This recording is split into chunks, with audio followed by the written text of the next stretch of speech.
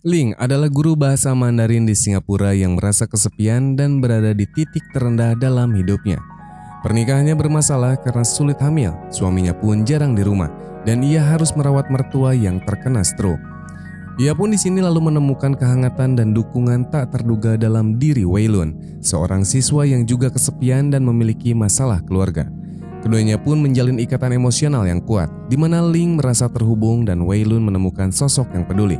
Namun hubungan ini berpotensi membawa mereka ke masalah yang serius, di tengah latar belakang musim hujan yang mencerminkan pergolakan batin mereka. 不是，看一下，你看什么？你 OK 吗？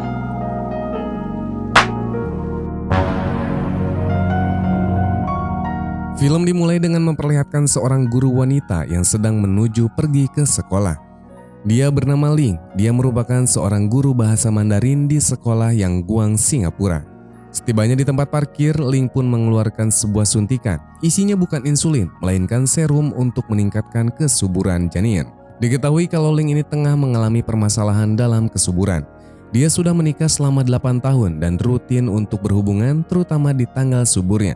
Namun entah mengapa dia belum juga dikaruniai buah hati. Pelajaran Mandarin adalah pelajaran bahasa yang sulit. Tak heran jika para muridnya tak semangat belajar. Kadang-kadang ada juga murid yang sampai ketiduran saat pembelajaran berlangsung. Meskipun begitu, Ling adalah guru yang baik. Dia pun tetap serius untuk mengajar.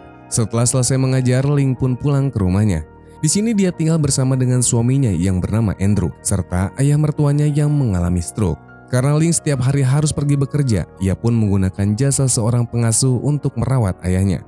Pada malam harinya, Ling pun menyiapkan makan malam bersama si kakek sembari menunggu kedatangan sang suami. Entah kenapa akhir-akhir ini si Andrew selalu pulang larut malam, bahkan pernah tak pulang dengan alasan kerja lembur. Sebagai menantu yang baik, Ling pun merawat mertuanya dengan telaten. Dia tak pernah mengeluh sedikit pun meski suaminya jarang membantu. Di sini Ling lalu pergi sendiri ke rumah sakit untuk memeriksa rahimnya ke dokter langganan. Dari pemeriksaan itu, dokter mengatakan kalau saat ini Ling sedang ada di masa subur. Yang perlu Ling lakukan adalah untuk mengajak sang suami berhubungan secara terus-menerus. Ketika mau pulang, tanpa sengaja ia pun bertemu dengan salah satu muridnya yang bernama Wei Lun Kok. Di sini dia cedera saat sedang latihan hingga kakinya pun digips dan kesulitan untuk berjalan. Karena kondisi di luar sedang hujan, Ling pun dengan senang hati memberikan tumpangan pada muridnya itu. Sepanjang jalan, Wei Lun ini bercerita tentang orang tuanya yang jarang di rumah. Mereka sering melakukan perjalanan bisnis ke luar negeri dan terkesan acuh pada Wei Lun. Tak heran jika anak ini menjadi sosok yang agak selengean, karena memang kurang dapat didikan dari orang tua. 你通知你父母没有？ 我 parents 不在。 Keesokan harinya Ling kembali mengajar. Dia membagikan kertas ujian yang sudah dikerjakan muridnya tempo hari. Karena nilai mereka dianggap tidak memuaskan, Ling pun berencana memberikan pelajaran Mandarin tambahan tiap hari Rabu. Hari Rabu berikutnya Ling mengawali pagi dengan suntikan penyubur. Kelasnya cuma diisi oleh beberapa murid saja. Ketika Ling sedang melamun, diam-diam Wei Lun pun memotret Ling. Sepertinya bocah satu ini mulai jatuh hati kepada gurunya. Di rumah Ling ini terpantau sedang mengganti baju mertuanya.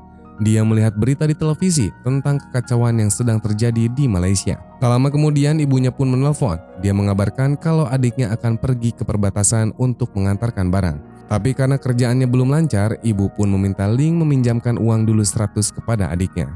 Saat sedang mengajar, Ling ini dihubungi oleh sang adik yang katanya telah menunggu di depan sekolah. Dia pun izin sejenak untuk pergi keluar dan meminta semua siswanya untuk fokus mengerjakan soal. Di luar terlihat sang adik yang ternyata adalah seorang penjual durian.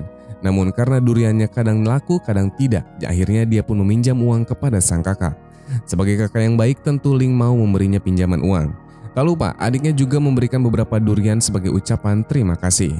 Sekembalinya Ling ke kelas, dia sama sekali tak terkejut melihat beberapa muridnya telah kabur. Ling tetap melanjutkan pelajaran meskipun hanya tinggal Wei Lun di kelas. Wei Lun yang lapar terus menoleh ke arah durian yang dibawa gurunya. Ling yang menyadari itu pun akhirnya mengajak Wei Lun untuk mukbang durian bersama. 其他人呢？ 跑掉了。 Malam harinya sesuai anjuran dokter, Ling pun menunggu suaminya untuk pulang. Saat Andrew datang, Ling pun langsung mengajaknya untuk berhubungan. Namun di sini si Andrew hanya malah menolak mentah-mentah. Sudah puluhan tahun mereka mencoba, namun Ling tak pernah hamil. 8 bulan ini mereka mencoba inseminasi buatan, namun tetap tak ada hasil. Menurut Andrew, Ling hanya meminta berhubungan untuk mempunyai anak saja, bukan untuk menyenangkan si Andrew. Keesokan harinya Ling ini meminta suaminya untuk merawat pamertua karena pengasuh mereka tak bisa datang, sementara Ling harus berangkat bekerja. Andrew di sini sempat menolak karena dia juga sedang banyak kerjaan. Tak lama kemudian adik Andrew ini menelpon dan mengajak keluarganya untuk hadir di acara Menyue, yaitu untuk memperingati 1 bulan hari kelahiran anak mereka. Namun sepertinya Andrew ini malas untuk datang. Pasti mereka akan menjadi bahan olok-olokan mereka karena belum juga mempunyai momongan. Saat Ling berada di ruang guru, Wei Lun ini meminta izin kepada Ling untuk menunda remedial sore ini karena dirinya mau mengikuti latihan wushu. Selama sakit kemarin, Wei Lun ini memang sering absen latihan, padahal dalam waktu dekat akan ada turnamen penting. Guru Ling yang baik hati pun langsung memberikan izin kepada murid terbaiknya itu. Setelah selesai makan, karena penasaran, Ling ini datang ke tempat latihan Wei Lun di aula. Dia melihat Wei Lun sangat bersemangat, hal itu pun mengingatkannya pada masa muda dulu yang penuh dengan semangat tanpa adanya beban. Keesokan harinya Ling dan keluarganya pun berniat untuk menghadiri perayaan syukuran sanak saudara mereka. Meski Andrew sedikit ogah-ogahan, tapi mereka tetap pergi karena sang ayah sangat ingin melihat cucunya. Kocaknya, saat sampai Andrew pun malah memilih kabur dengan alasan ingin bermain golf, padahal cuaca di sana sedang hujan deras. Dan benar saja, sepanjang acara Ling ini dibuat malu. Mau mencoba untuk megang bayi saja langsung diambil lagi karena Ling dianggap tidak punya pengalaman untuk mengurus bayi.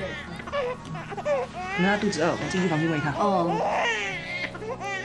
Di kelas Ling tengah mengawasi remedial Wei Lun yang tertunda. Namun tiba-tiba Ling disuruh segera pulang karena mertuanya mengalami nyeri. Ling pun izin untuk balik duluan kepada Wei Lun. Namun ketika akan pergi, Wei Lun menghampiri Ling dan bilang kalau kegiatan belajar mereka belum usai. Akhirnya mau tak mau Ling pun mengajak Wei Lun untuk ikut dengannya ke rumah. Setibanya di rumah, Ling pun langsung memeriksa ayahnya dan memberikan obat pereda nyeri. Lalu ketika Wei Lun tengah mengerjakan soal remedial, dia dibuat terkejut oleh si kakek yang malah membantunya mengerjakan soal. Dan setelah itu pun mereka makan bersama selayaknya sebuah keluarga. Suasana pun menjadi hangat dengan kehadiran Wei Lun di tengah-tengah mereka. Keesokan harinya saat Ling tengah menggunakan obatnya, dia malah tidur di dalam mobil di tengah hujan yang deras. Beberapa saat kemudian datanglah kepala sekolah dan membangunkannya. Melihat kondisi Ling yang lemas dan pucat, dia pun memperbolehkan Ling untuk pulang dan beristirahat saja.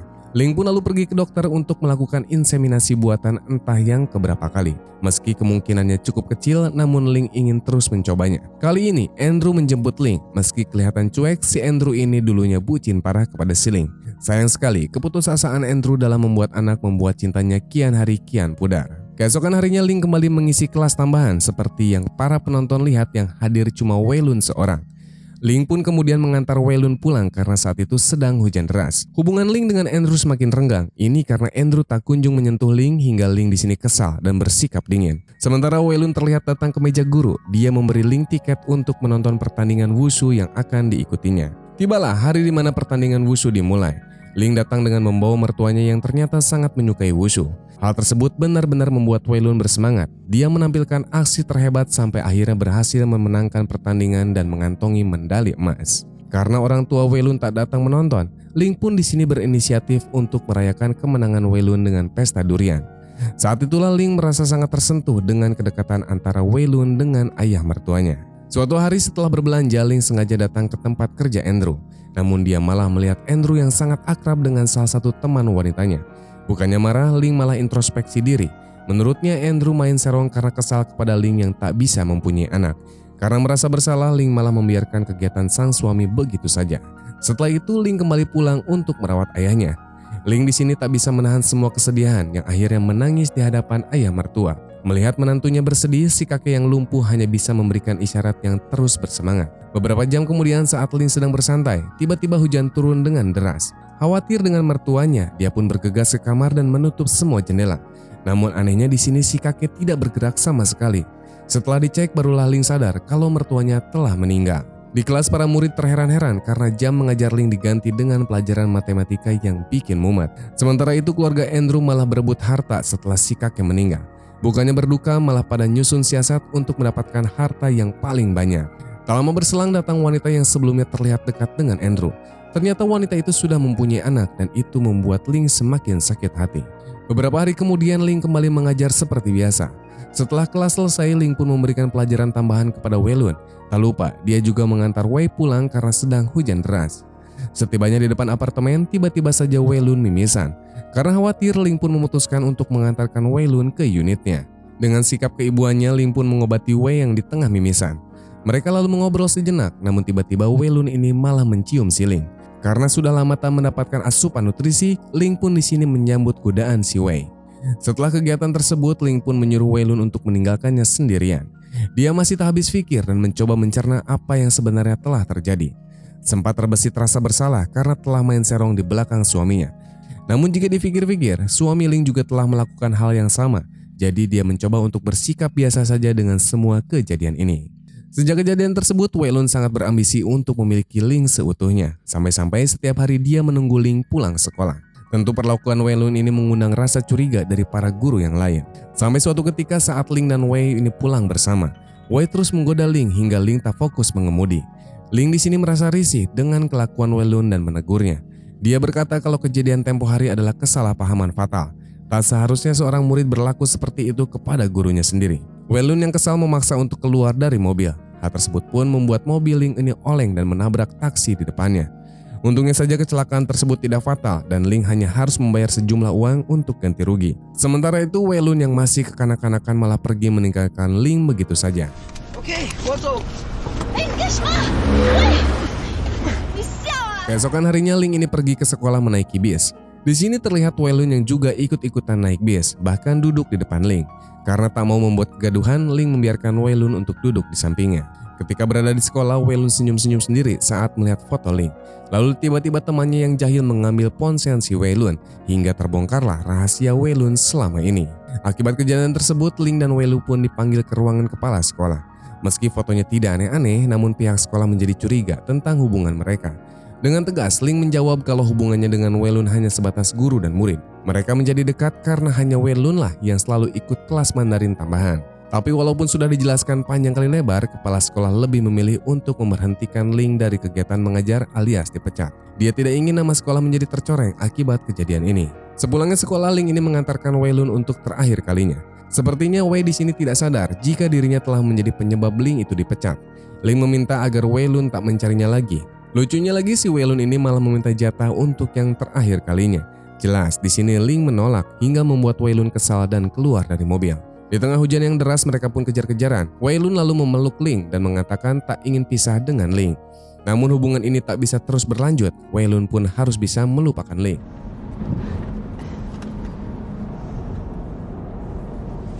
Beberapa minggu kemudian Ling bertemu dengan suaminya. Mereka melakukan obrolan penting dengan didampingi oleh pengacara masing-masing. Rupanya Andrew mengajukan gugatan cerai, padahal hubungan mereka sudah berjalan 8 tahun lamanya. Ling tak mau ambil pusing dan segera menandatangani surat perceraian tersebut hingga akhirnya mereka resmi berpisah. Saat Ling sedang beres-beres untuk pindah rumah, dia menemukan test pack baru dan iseng-iseng ngetes kandungannya. Dan keajaiban pun terjadi di sini. Ternyata Ling hamil di sini setelah sebelumnya berhubungan dengan Wei Lun. Itu artinya yang mandul bukanlah Ling, tapi justru suaminya. Setelah mempertimbangkan segala sesuatunya, Ling pun memutuskan untuk pulang ke rumah ibunya yang berada di pedesaan. Dia memutuskan untuk hidup damai bersama dengan orang tuanya sambil menunggu kelahiran sang anak.